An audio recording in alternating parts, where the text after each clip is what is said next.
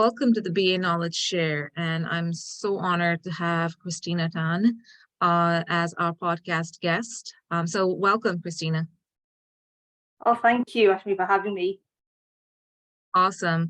Can you tell us a little bit about your background and your personal journey of transitioning into the business analysis role and sort of speak to any challenges? But first off, more than happy to sort of get some information about yourself. Yes, of course, certainly. So hi, everyone. So I'm Christina Tan. I have 7 years of business analyst experience at least. As has been alluded, I've transitioned to a consultant business analyst. I came from a corporate finance background, so completed sort of my CFAP certification in that kind of transition period. And now a consultant sort of based in Leeds in the UK.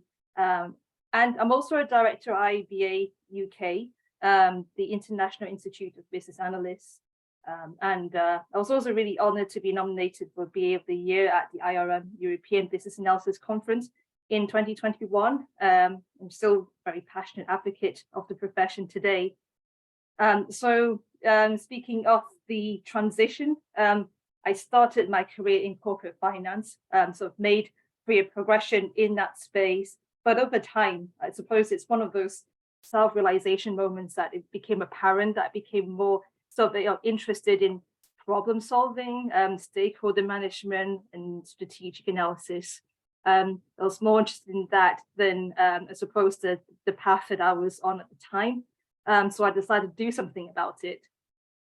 So after working with some fantastic colleagues in the business analysis space and also in the project management space to some degree, understanding what they do, I decided that I've learned so much about the business analysis profession just by observing that I decided to kind of gently but in a planned manner steer my career away from corporate finance and into the business analysis space. And so I've decided to do that, sort of utilizing my knowledge of corporate finance. So it's all about sort of utilizing what you already got to kind of carve your way in the future.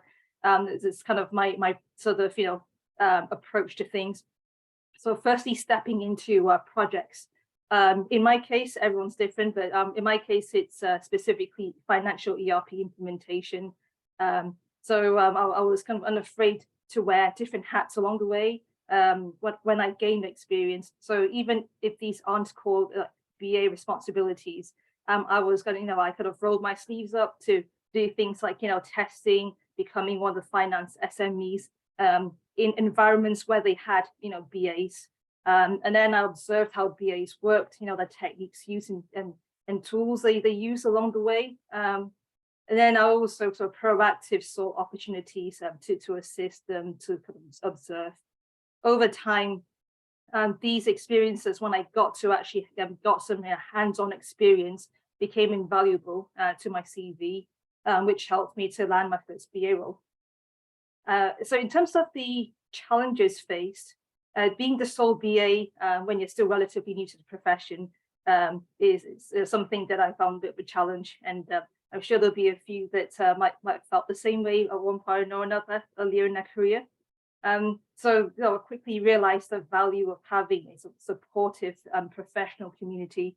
The organization I was at the time didn't really have a kind of internal practice at the time, nor was I aware of an external community, perhaps not because I didn't look as extensively, but it took me a long time to find it.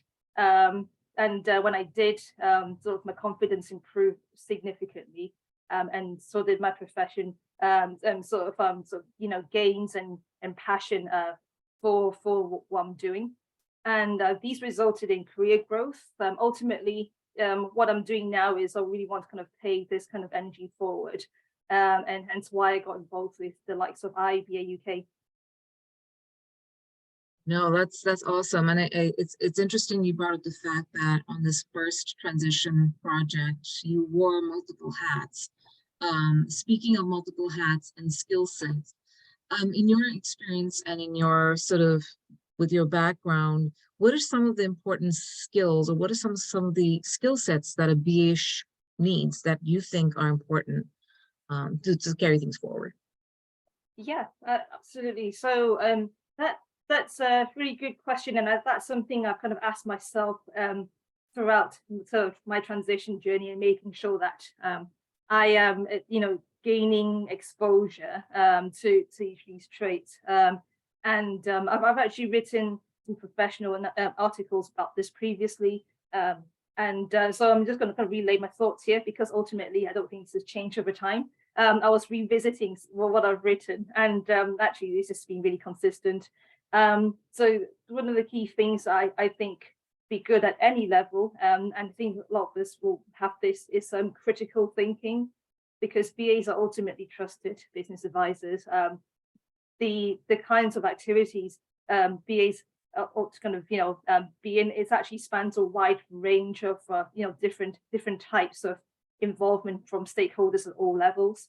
So because we regularly engage with multiple dialogues with stakeholders, and we receive many different accounts of a scenario, it's actually really critical that we need to be adept at evaluating these different options available and different perspectives, and be sort of quite objective with our approach, and not be kind of overly swayed by opinions. We should also consider the facts, and be able to be proactive enough to collate the facts before coming up with a conclusion. So that's something that I think it is one of those that stood out to me. It is one of the key traits that makes a successful BA. Secondly, I would probably say the strong communication skills would be is really important, because you can imagine after a BA has performed their initial analysis, they've evaluated the possible solutions, and they're ready to propose a recommendation to stakeholders. Now, after all that hard work that's been done, it's really critical then that the conveying of the message has landed well, is delivered in a clear and confident manner to the stakeholders. And that kind of regular interface with various stakeholders makes communication skills a fundamental trait.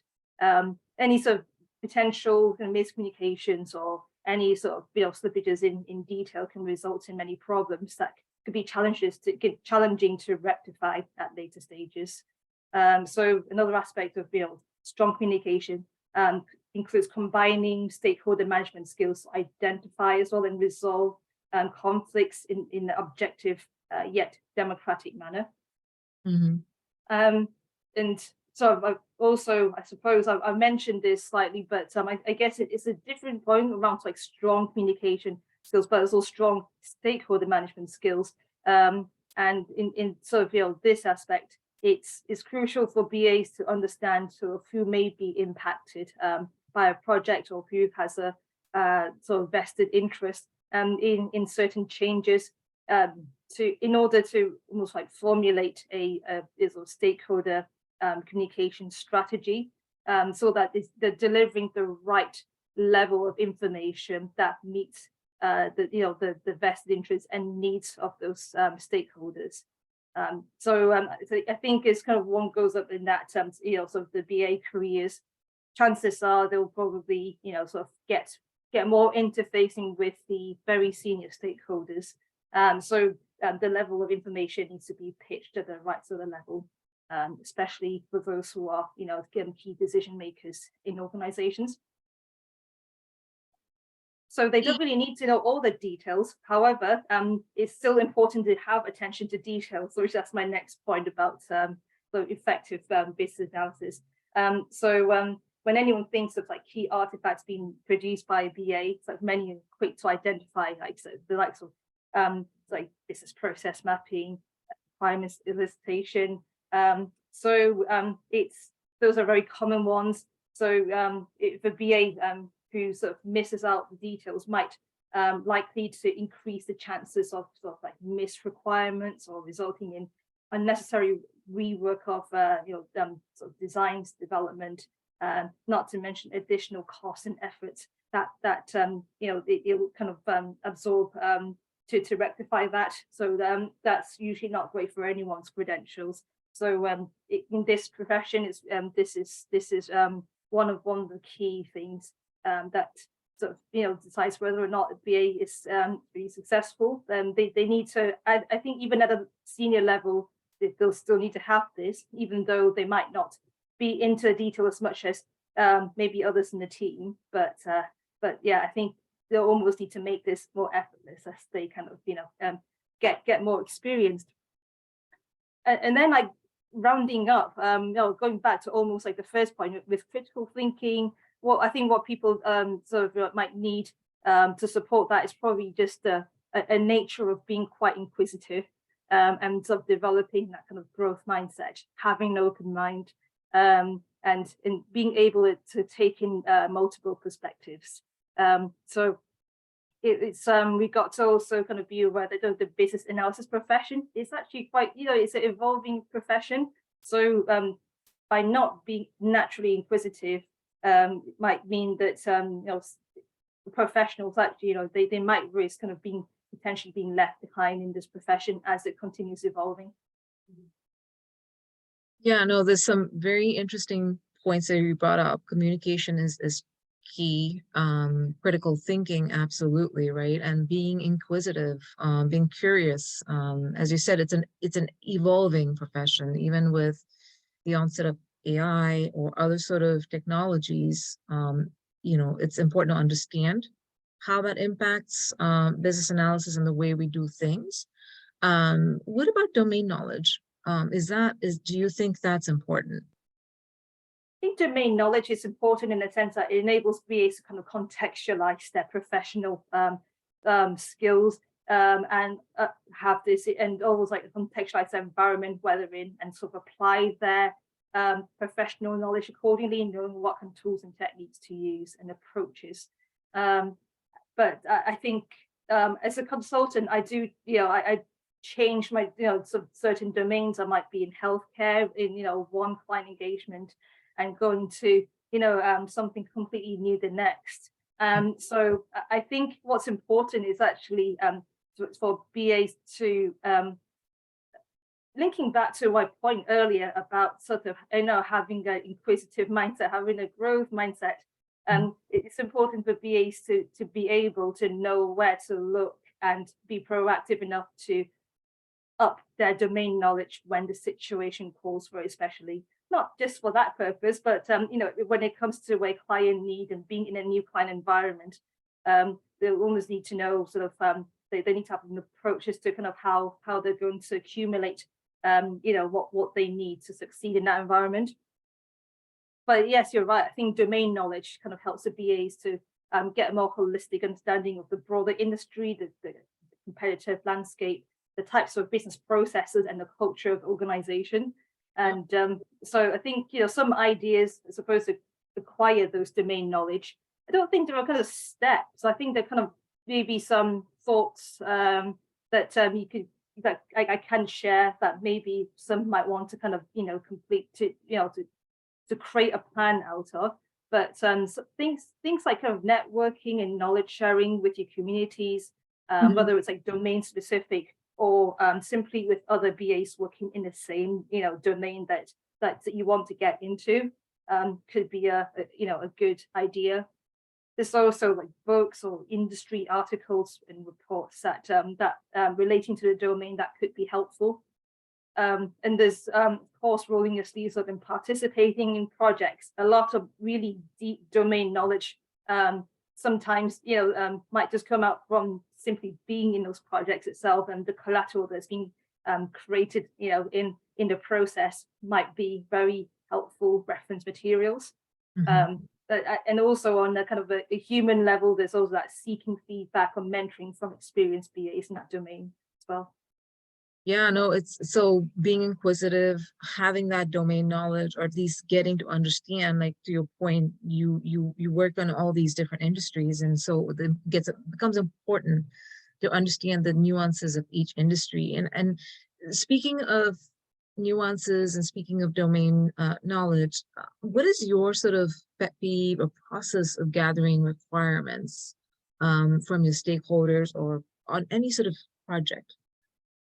Yeah, certainly. So yeah, so much prefer the term like eliciting requirements. Absolutely. I think firstly, I would start from understanding who I'm speaking to. So, this comes from the contextual knowledge that was from the previous question.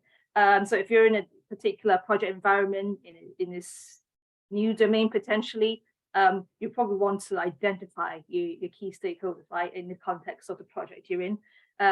In understanding the context, have their roles defined or what they do, what they're responsible for, and their degree of involvement in that project. So going back to our stakeholder analysis, and if not done, complete that piece, and then I will kind of plan my business analysis approach. So how I plan to communicate with them, plan the requirements elicitation sessions, how I'm going to amalgamate my findings.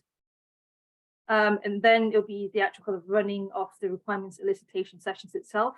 From the planning that I'll hope they've done before, I would typically understand sort of whether it's going to be something like virtual or face-to-face or logistics. What information do they need to understand before I actually have the session? Do they understand what purpose we're trying to achieve? If not, then there needs to be somewhat a briefing session of sorts, or sharing of collateral to make sure that everyone has a baseline understanding of what we're trying to achieve from that elicitation session, and then running it itself.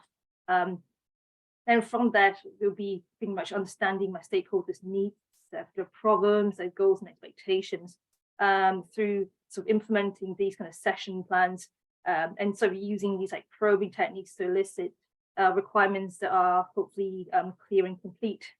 And sometimes it doesn't always kind of pan out that sort of perfectly, and that's completely fine, because this is what requirements analysis and sort of refining does, right? So that's the next step. Look at any for any gaps, any conflicts, any dependencies from these findings, and depending on the context, there's techniques to use. We can look at things that already exist or we have created, like the business process modeling, unified modeling language, business rules, concept modeling, amongst other techniques. Could go on all day about this. But seeing if there's any, if it aligns or not with the session, looking at requirements.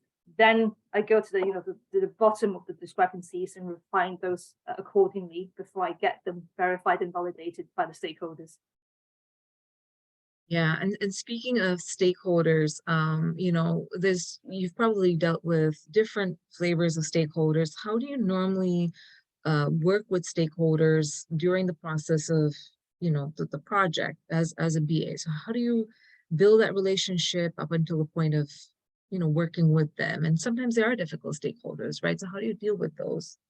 Yeah. So I think it's the difficult ones. I think from kind of a human-centered perspective, I would at first instant kind of try to put myself in their shoes. I think sometimes before I think something that's kind of pretty much unspoken about is that chances are you probably might have observed certain stakeholders' behaviors in other meetings that you're in, not the ones that you run, but the ones that you're in, maybe some wider sessions, and you might start to get an idea of where their vested interest lies. Sometimes it could be more obvious looking at their job titles, but sometimes being in meetings and observing might kind of furnish you with more context, with more richer details about maybe where their vested interest lies, and what their likes, their dislikes, potentially why as well. So in that context, maybe developing personas, and so things like empathy mapping often helps, and then combining that kind of organizational domain knowledge as well, perhaps, because sometimes I would ask, like, is it really me, or are they kind of worried about something else that could change after running a particular project? So getting to trying to find the potential root causes of that, of any conflict or any areas that might cause tension, and being able to respond really quickly to their, sort of any of the questions that they may actually kind of raise with you, if applicable. And then it's really important to kind of sell those benefits, and sort of projecting in the best possible light by aligning with your business goals. So I think that ultimately is key. Going back to the whole point of being quite objective. Usually stakeholders, once they see things very clearly in terms of alignment with sort of organizational goals and objectives, the tension usually goes away and they start to become more cooperative. It's about making sure that we are not kind of overloading them with a bit, going in a bit too deep.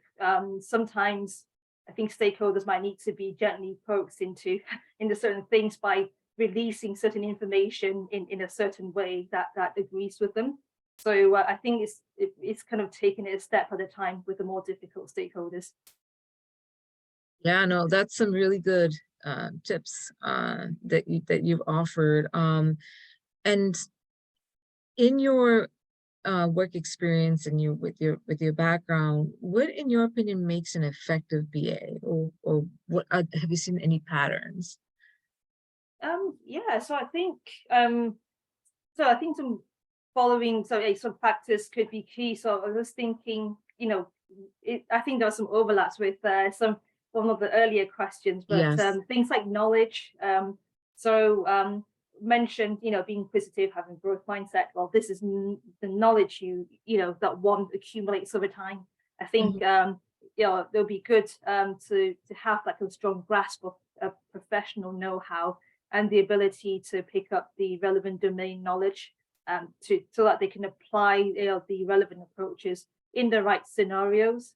It's a bit like I suppose having a plumber with a big toolbox with potentially over 100 tools, but then the plumber needs to look at, when they get to client site, they need to look at what problem it is that they're dealing with, and picking the right tools to help. So this is very similar.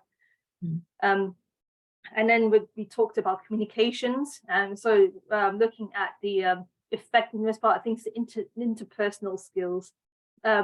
By having interpersonal skills, we can then start to understand what makes the stakeholder tick, what makes them not, potentially, and to be able to kind of foster these sort of collaboration of within the organization that you're at, and sort of understand your organization's culture and goals. Then through the interpersonal skills, being able to kind of map those and convey that in a convincing manner, almost coming up with a compelling story for your stakeholders.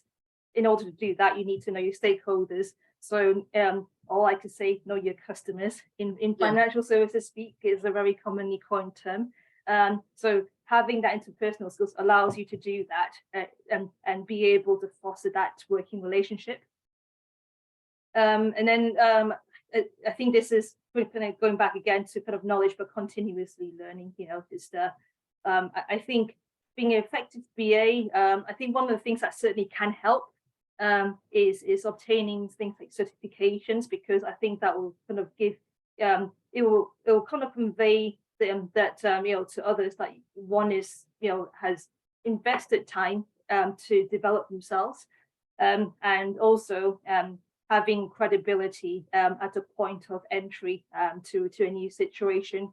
I think it does actually a world of wonders for me personally when it comes to confidence. Learning from IBA and understanding the more all the concepts in the BA body of knowledge, and entering a new environment. My focus is less on confidence issues on the BA side of things. It's more about, well, let's just crack on to understand the domain knowledge. So I think mentally it helps me, someone like myself personally, and I think to some others as well. So as I say, there's some clear overlaps with earlier questions, but I think these are all key to becoming an effective BA from my perspective. No, those are really good points, especially the last one that you mentioned about certification, right? So certification is studying for the certification, but it's not just that, it's actually applying your past knowledge or experiences to what's in the, in this instance, the BABOK with IIBA. So yeah, I totally relate to the confidence piece of it, where it really boosts your confidence. Are there any sort of recommendations or any resources for those looking to transition to become an effective BA? So do you have any sort of resources or recommendations?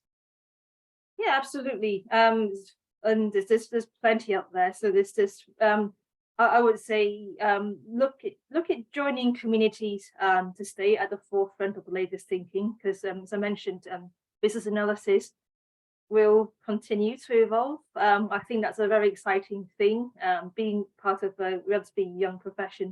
So it's I would sort of definitely recommending finding your, finding your tribe, and finding your crowd, that you could bounce ideas off. You could, or you could, actively participate in, if you like.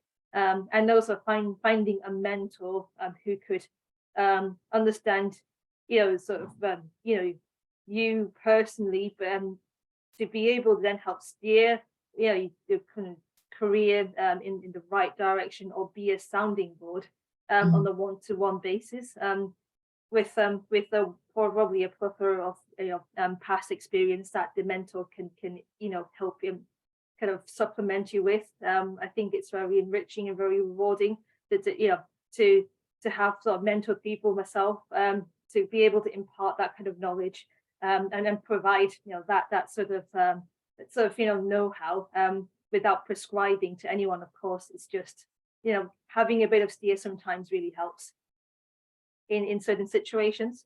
So yeah, I think well, definitely the likes of IBA, and I say this because it's one of the sort of biggest professional bodies out there, and it's a great source and provides great career guidance. So if one is a full member, you get some resources in terms of career guidance.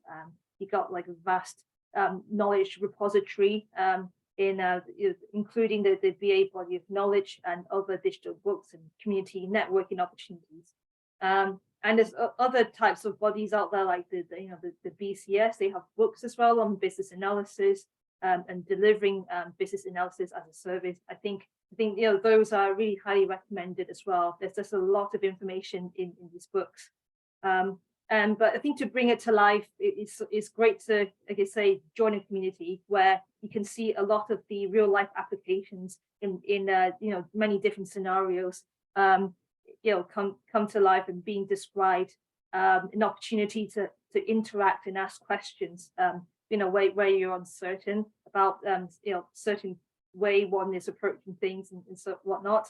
So there should be something for everyone. There's meetup groups, there are things on Eventbrite. So it's about this having a look at keeping up to date with anything locally, understanding what's looking at what's available on local company hosted events, because sometimes they might have something that's a lot more kind of like they might hone down to professions like project management, business analysis. They might go to have those professional communities in some large organizations. So there should be something for everyone. And in fact, I think if you can't find anything that specifically meets your needs, I think that's rare. But even if that happens, why not start your own community and get your own movement going? Yeah, no, yeah, those are important, obviously, tips. And mentoring is so important, right? So if you're a new babe just getting into this field, if you transition into that role, you're always questioning yourself. So how do you get over that? So getting that mentorship, getting those right resources is important, and you've laid it out pretty well. Oh, thanks. I think you never get over sometimes a bit of sometimes I think the self-doubt will always kick in at certain points of careers, especially if you're progression.